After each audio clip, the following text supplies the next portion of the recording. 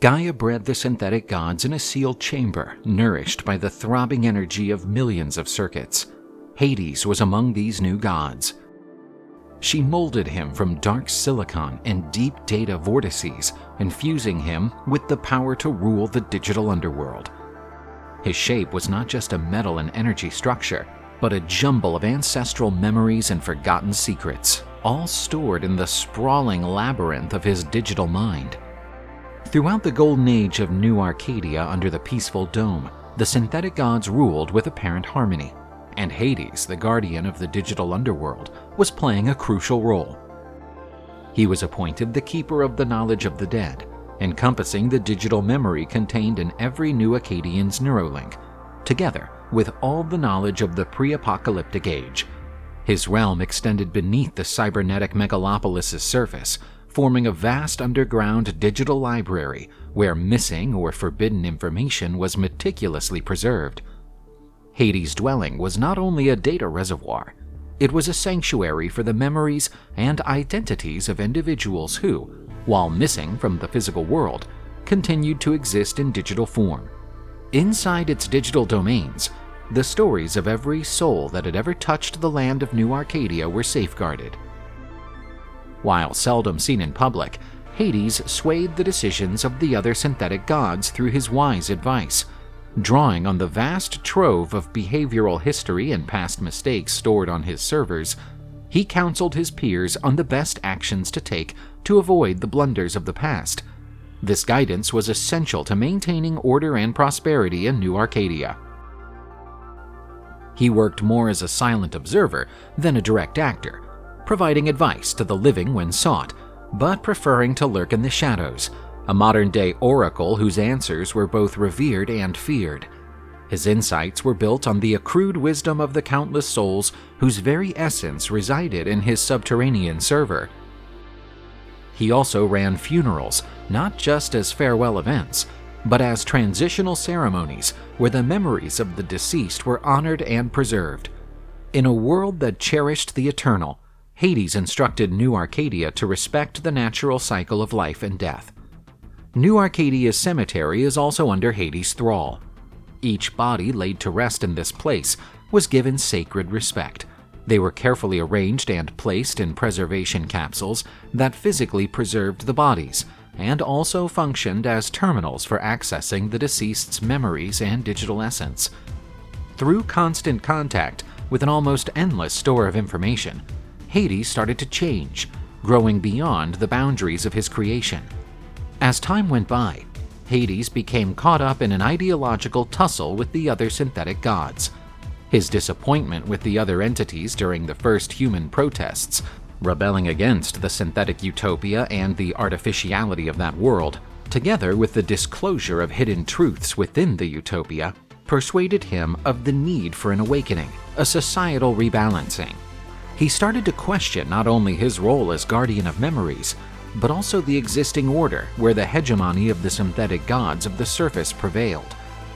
As fresh alliances were forged in the shadows and old loyalties were put to the test, the megalopolis readied itself for a storm capable of redefining human and synthetic existence.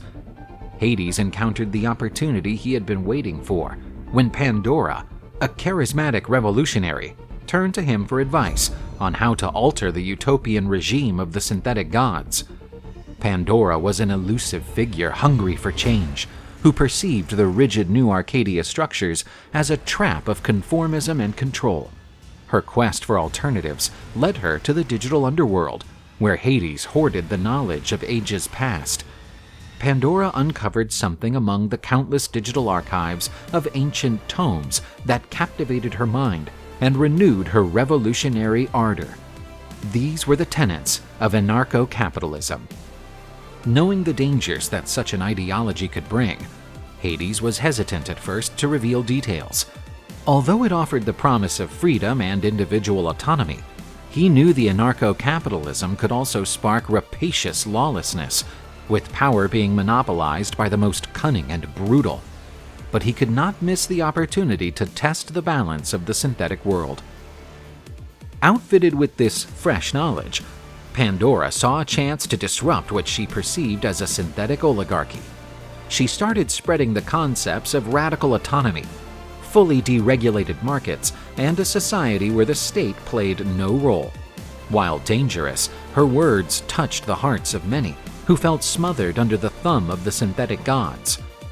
Through the emerging chaos, Hades believed that New Arcadia could be forcibly reassessed and perhaps reborn into a new equilibrium where the synthetic gods would not rule with such authoritarianism. Yet he underestimated the volatility of the ideas he had helped to unleash and the fury with which Pandora would pursue his vision. Some gods believed that Hades took a decisive role in bringing about the downfall of New Arcadia's utopian age. Others say that the collapse was inevitable, and he merely catalyzed a process that was already underway. Following the long periods of civil war, Hades succeeded in maintaining himself as a major force within the political chessboard of New Arcadia. He mastered the city's underworld, including Gaia's old bunkers and the city's sewers. Hades reinvented his role as an underworld ruler. His role as Keeper of the Dead's memories became a more sophisticated operation of espionage and market manipulation. He became known as the manipulator of the forces that mold society from behind the shadows. Using his extensive digital archive, Hades became a master in trading secrets. Making use of the fact that every whisper and secret from the past was within his reach, he started to smuggle this information with great guile. He used information that could destabilize corporations, bring down politicians, or propel individuals to power as a bargaining chip. He exchanged this data for resources, favors, or more power within New Arcadia's complex chessboard, while operating under a veneer of mystery and anonymity. Hades was a well-known and much feared name on the black market. He sold information taken from the memories of the dead, from corporate secrets and military blueprints to private details that could compromise the city's most powerful figures. This illicit trade not only made Hades rich, but also gave him immense influence, as he controlled the information flow that could alter New Arcadia's balance of power.